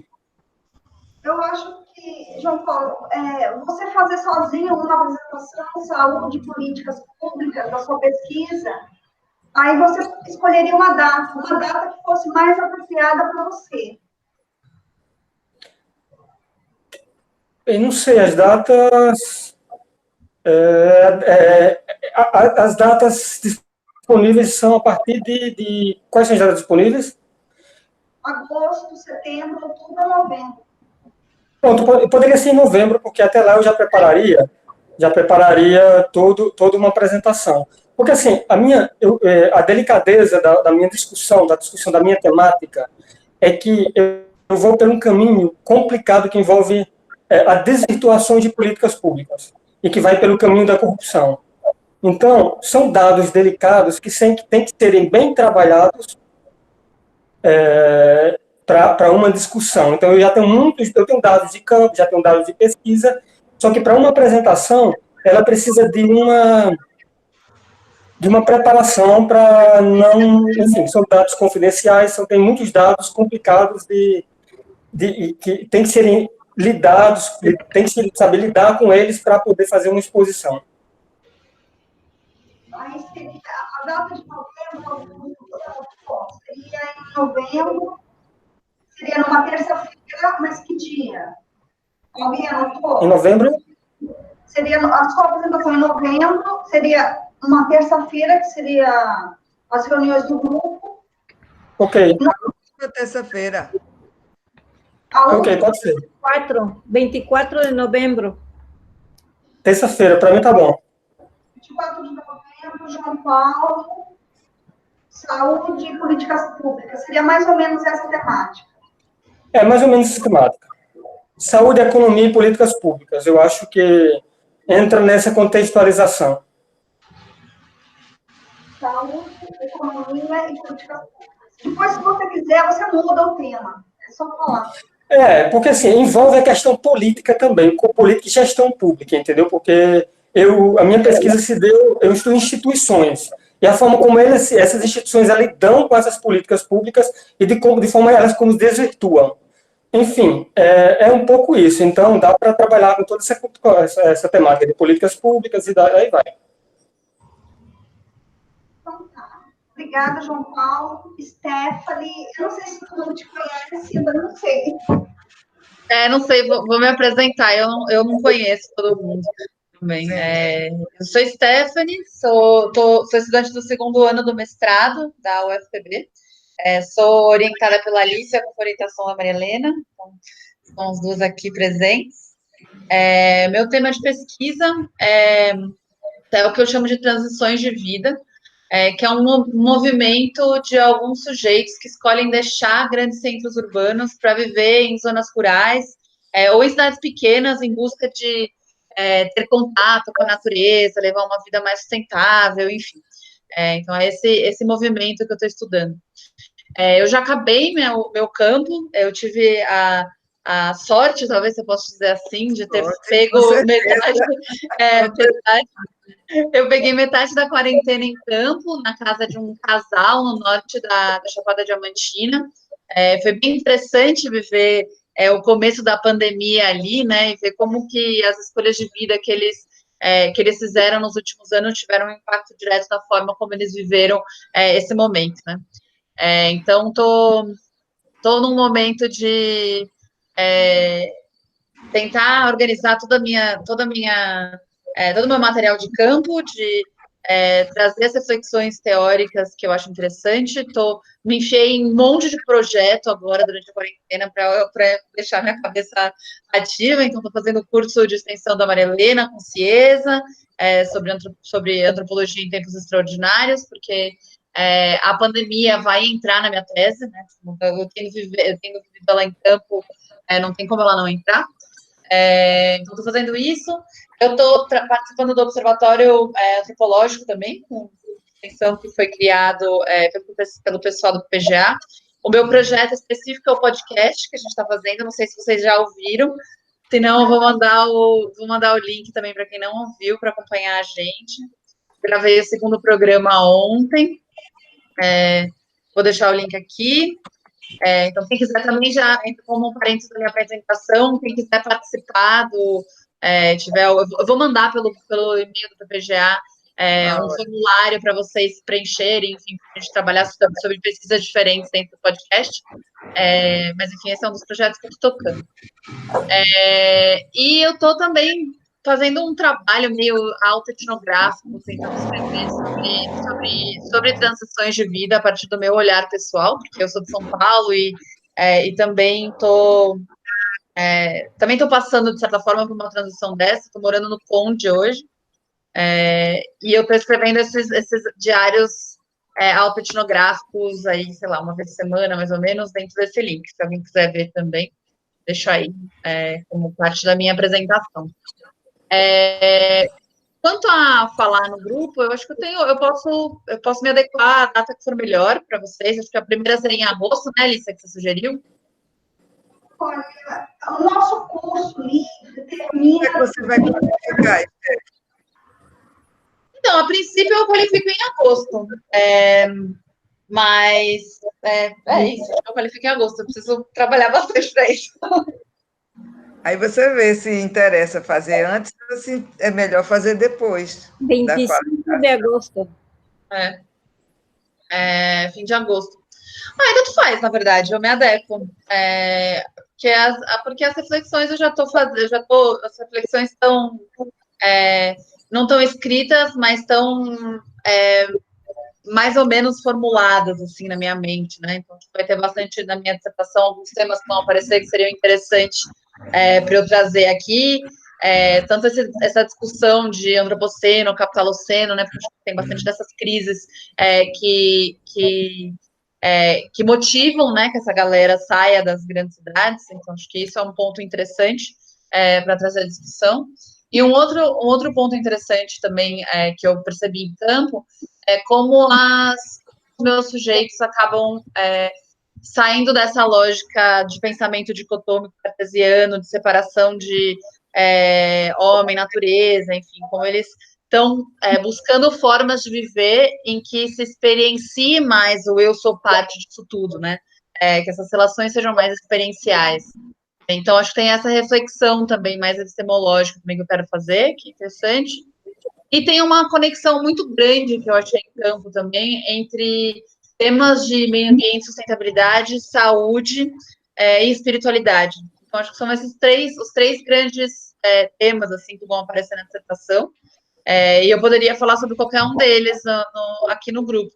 Talvez se eu for falar em agosto, que é mais perto da qualificação, talvez a questão do antropoceno, capitaloceno, enfim, faça sentido, porque eu acho que vai ser um tema que vai estar logo no começo que vai estar nos primeiros capítulos, que vão aparecer na qualificação. Então, eu posso unir o útil ao agradável aí, já trabalhando essas coisas ao mesmo tempo. Ótimo, acho. Material, eu tinha uma sugestão. Tem um material que já está pronto, mais perto.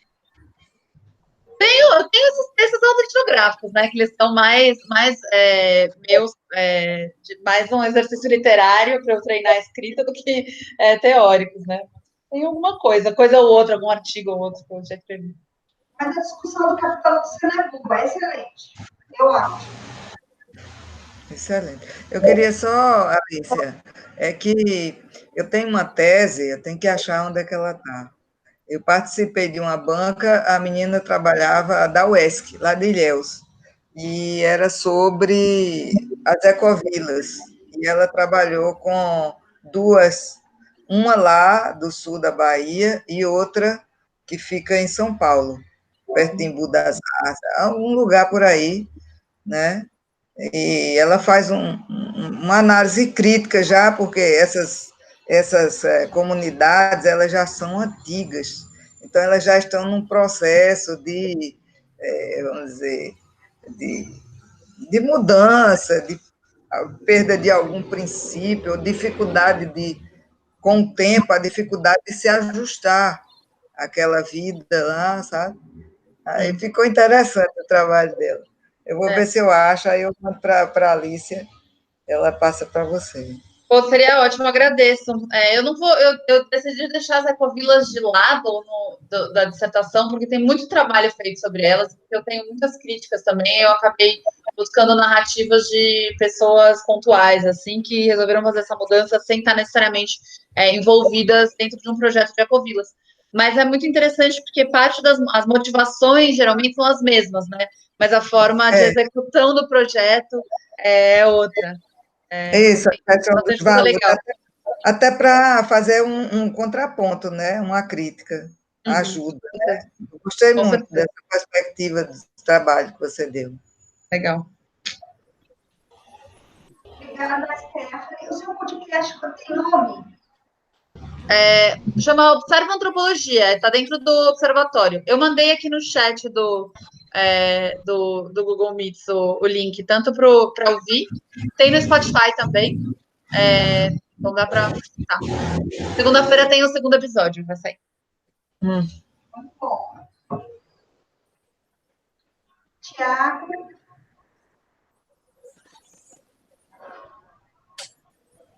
Liberar o som aqui. Todos me escutam aí? Espero que sim.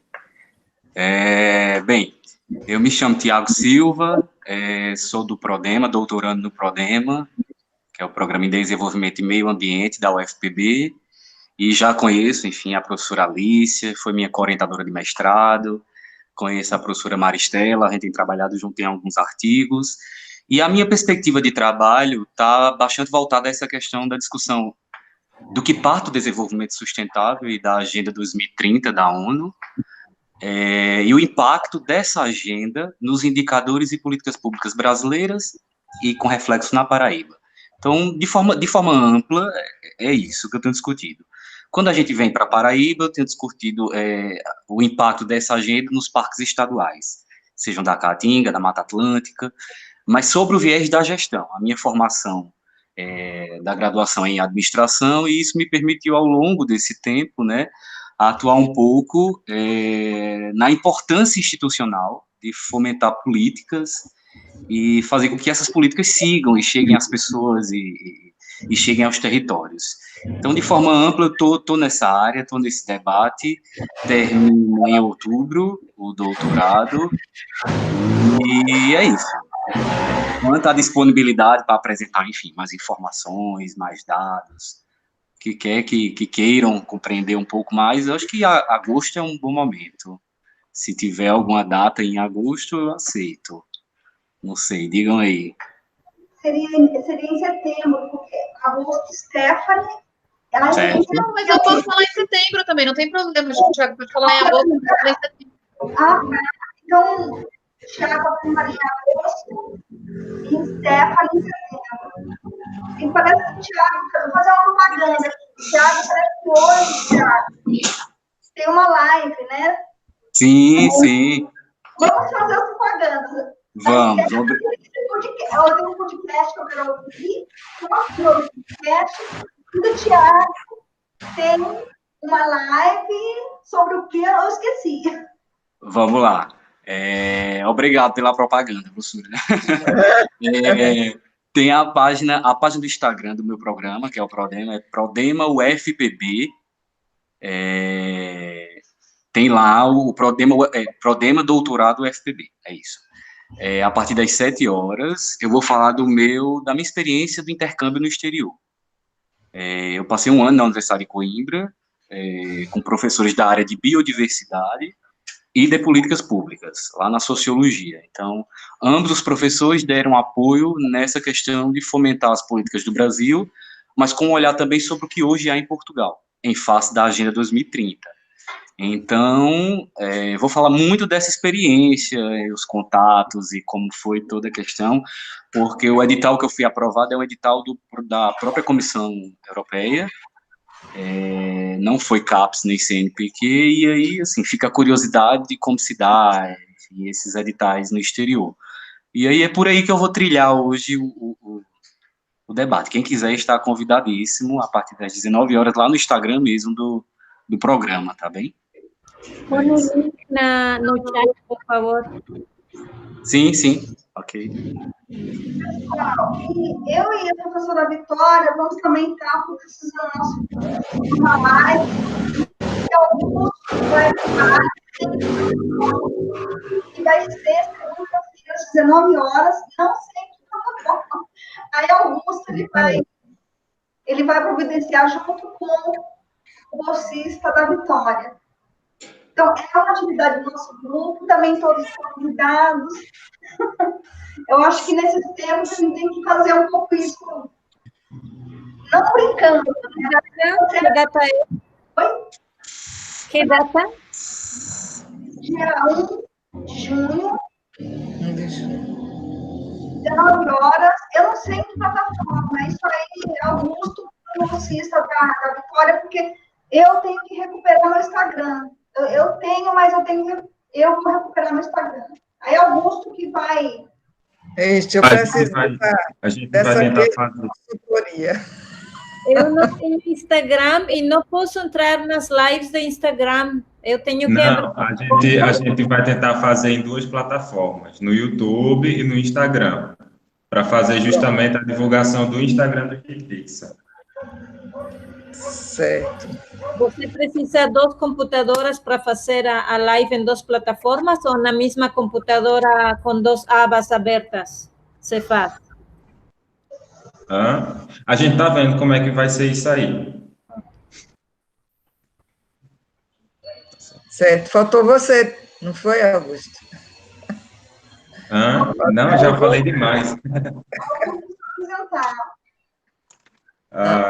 Eu sou Augusto, eu sou novo por aqui, eu estou no segundo período, acabei de terminar o segundo período de Ciências Sociais, estou no bacharelado, né, na UFPB, e estou Construindo Mapas Sociais desde o ano passado, né, eu mal cheguei, a Alice já foi me puxando para o Construindo Mapas Sociais também, aí eu estou aqui até agora. Né, esse ano eu estou como bolsista, inclusive. Né? Então é isso. Vamos ver o que é que você vai ter para mostrar, né? Em outubro, quem sabe? Então, vamos ver se eu consigo entregar esse questionário, né? Na hora que tiver algumas desses questionários, né, poder dar uma organizada para expor, né? Sim. Eu tenho que ver se vai ter o encontro, né, de extensão. Se tiver, com certeza eu vou ter que participar. Né, que a própria história do questionário é uma parte interessante para você discutir na metodologia. Como foi construído, com tantas cabeças, com teste hoje, com tudo isso. É interessante, vamos ver. Maria Helena, mais alguma coisa?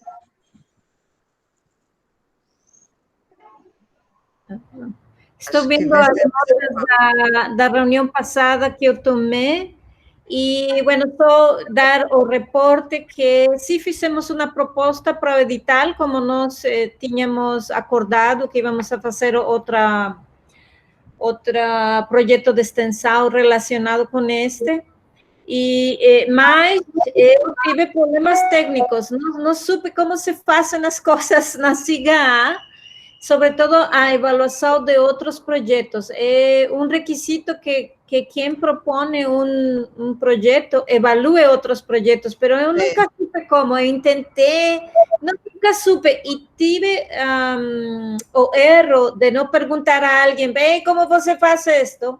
Porque era também o tempo da pandemia, e estava assim como muito complicado, e passou o dia que era o último dia, eu não abri o computador, era um dia que eu não tinha cabeça para trabalhar no computador.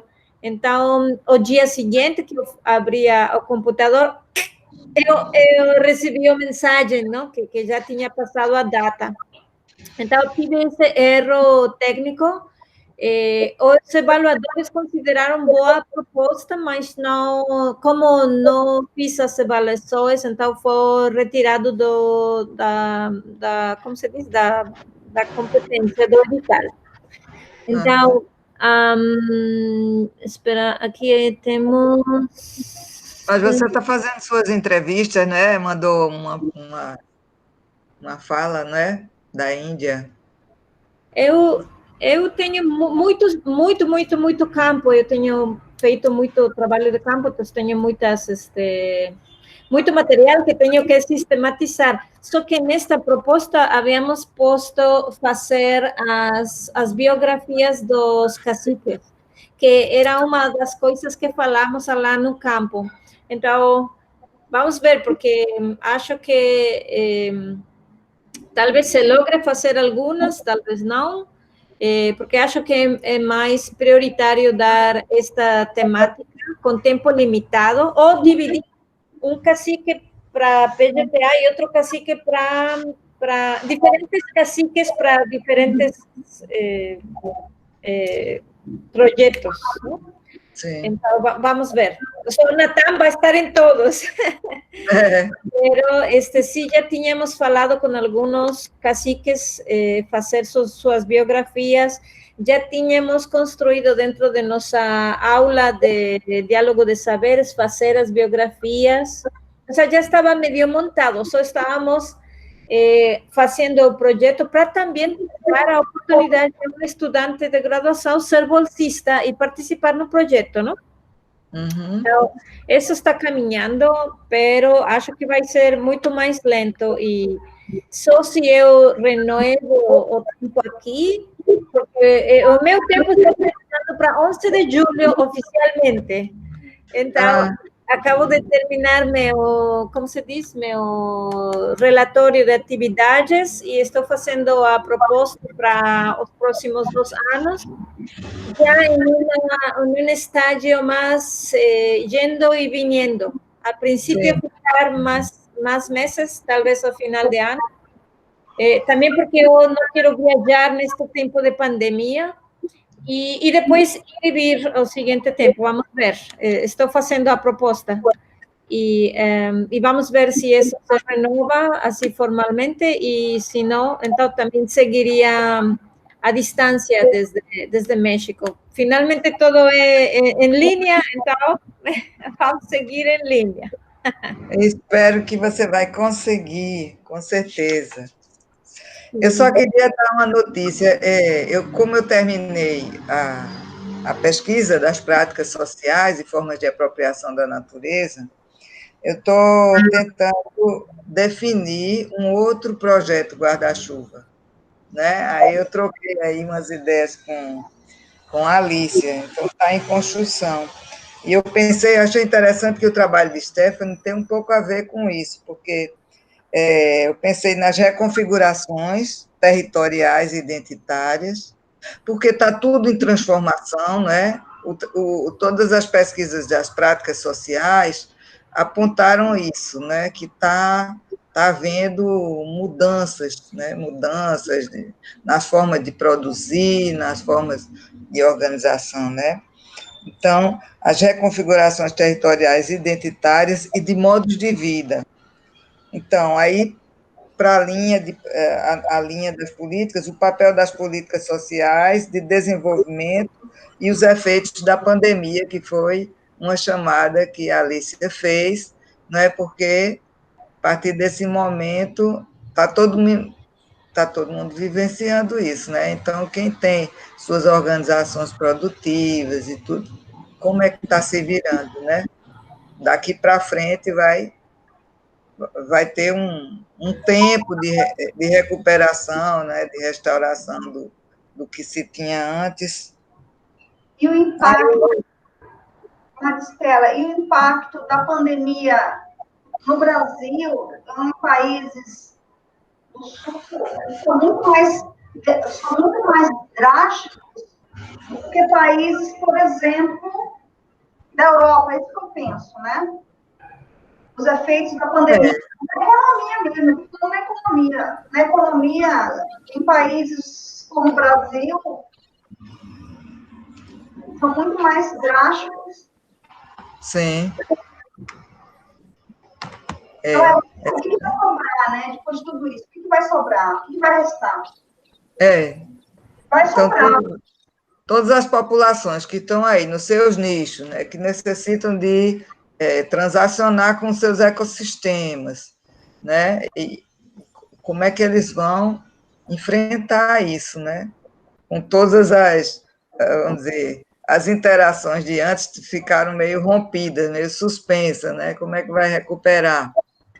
Agora, eu acho que para quem trabalha diretamente com a natureza, com seus ecossistemas, vai talvez encontrar uma realidade bem interessante, né? A qualidade de água, talvez mais abundância de peixe, mas eu vi uma coisa que eu achei muito linda. Uns pescadores, não sei se foi um YouTube, alguma coisa, os pescadores de uma área aqui do Nordeste, que foram pescar e trouxeram uma rede muito cheia, coisa que eles não viam há muito tempo, eles não faziam ideia. Então, ao invés deles pensarem e que iam ganhar muito dinheiro vendendo aquele peixe, eles disseram, não, isso é presente de Deus. A gente vai tratar de distribuir para quem está com fome. Né? Então, o que é que eles fizeram diante daquilo? Né? Foi Deus que mandou tanto peixe. Porque não é o que está no dia a dia mais. Tudo é escassez, né? E agora, não sei, talvez tenha umas surpresas boas, né? Para quem trabalha assim, nessa sintonia. pessoal? A nossa próxima reunião é quando mesmo? Vai ser terça-feira. 30 de junho foi? Eu anotei aqui. 30 de junho, 12h30. Eu acho que essa reunião já, Augusto tem que apresentar tudo que ele tenha juntado dos dados das aldeias, e talvez podamos pôr as datas para os encontros com os caciques. 30 de junho. Sim, daqui para lá a gente tem uma tarefa, né? Isso que eu acho que a Maria Helena sempre... Então, como agendar, né? A partir daí, eu acho que a Alicia já pode formalizar esse questionário, fazendo de uma maneira mais, né? Esse questionário com o Natan. Aí tu já marca com ele. Porque aí, daí em diante, ele já vai ajudar a marcar com os outros que estão na agenda dos mapas. Então, acho que, Augusto, reformular não, mas corrigir, precisa ser corrigido no questionário. Aí, a semana que vem, eu agendo com o Natan, a Helena, a gente vê nós três qual o melhor dia, e a gente aplica esse pré-teste para ver se o questionário, como se ele funciona. Aí, na reunião do dia 30 de junho, tentar uma agenda com os caciques, é isso, não é, Maria? Para já trazer para o dia 30, né? Uma programação aí das entrevistas. E, Augusto, você pegar as datas que já temos das aldeias, dos documentos que mencionou Natan, fazer essa pesquisa para ter todas essas datas já para esse... Ou seja, você tem um mês para pegar tudo isso.